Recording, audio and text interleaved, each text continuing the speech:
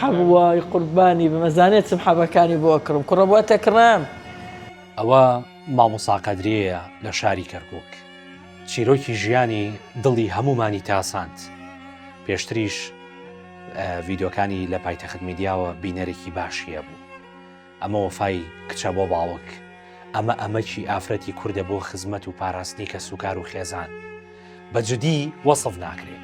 کاتێک ئافرەتێک ژیانی خۆی دەکاتە قوربانی بۆ ئەوەی خزمەتی باوکی بکات، باوکی نەخۆشە لە جێگادا کەوتووە، تەنانەت ئامادە نییە هاوسەرگیریش بکات، تەنها بۆ ئەوەی خۆی یەکلایی بکاتەوە بۆ خزمەتی باوکی.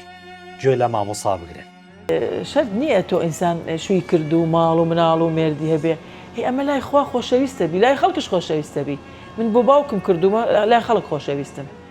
ئەم ڤیدۆیە کە پەیامنێرمان محەممەد وەهاب لە کەرکووک سەردانی ماڵی مامۆستا قەدری کردووە، کاردانەوەی زۆری هەبوو لە پلاتفۆرمەکانی سۆشیال میدیا. خاتوونێک نووسی بووی تاکە پۆستە بە هەزاران کۆمنتی هەبێ و یەک دانەی ناشرینی تێدا نییە. واتە ئەم هەڵوێست و وەفایی مامۆستا قەدریە بۆ باوکی جێگەی ڕێزە لای هەموو کەسێک. ئەمنە بە جوانی خزمەتێکم ڕۆژی 2 جار 3 جار من بەسەی گۆڕم، بان و بنی هەموو ئەگۆڕم، هەموو ڕۆژ ناڕۆژێکش ئەیشۆم، هاوینان هەموو ڕۆژێ لەبەروی گیانی گەرم بێت.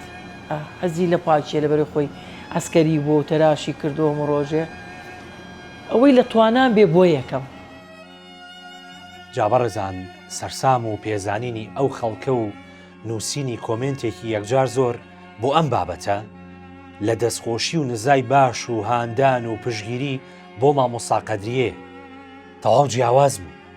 مامۆستایەکی ئاینی هەر لە پایتەخت میدیا نووسیوێتی خوشکی بەڕێزم، جەنابەت مامۆستایەکی زۆر گەورە و بەڕێزی، بەڕاستی وانەیەکی کرداریت فێری گشت تاک بە تاکمان کرد لە ئاز وەفا و ڕێز و خزمەت و قوربانیدان. هاوڵاتیەکیش کۆمنتێکی جیاوازی نووسی بوو، حەزم کرد بۆ ئێوەشی باسکەم. ئەڵێ کەسی وای شەیە ئەگەر کوڕی نەبێت خۆی پێوە جاخکوێرە، وازانێت بەس کوڕ خزمەتی پێکرێت، بەس نازانێت کچ چ نیعمەتێکە لە ماڵدا. نیشاندانی ئەم نمونە جوانانەی کۆمەڵگا بۆ پند و ئامۆژگاریە بۆ ئەوەی ئەوانەی دایک و باوشیان ماوە وەفا و ئەمەچیان هەبێت بەرامبەریان. هەندێک جار کە نمونونەکانی دایە حاجی و مامە حاجەکانی خەڵوەتگەی پیری نیشان دەدەین و چەند بە ئازارە کەسێک هێندە دڵی ڕق بێت دایک و باوکی خۆی فەرامۆش بکات. بەڵام لە بەرامبەریشدا کەسانی وەک مامۆستا قەدریەژان بەم شێوەیە قوربانی بە ژیانی خۆیان دەدەن. ئەمە هەم ئاینیە و هەم نەریتی کوردەواری. دەیان نمونەی وامان هەیە. ئەسڵەن خزمەت نەکردنی دایک و باوک نامۆیە لە کۆمەڵگەی ئێمەدا. ئێساش لە هەندێک ناوچە بوونی خانەی بە ساڵاتچوان یان خەڵوەتگەی پیری عیبەیەکی گەورەیە.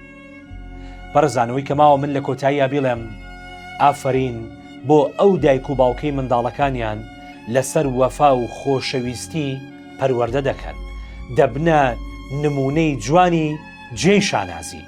ئەوەشتان بیر نەچێ چی بچێنن هەرەوە دوورنەوە.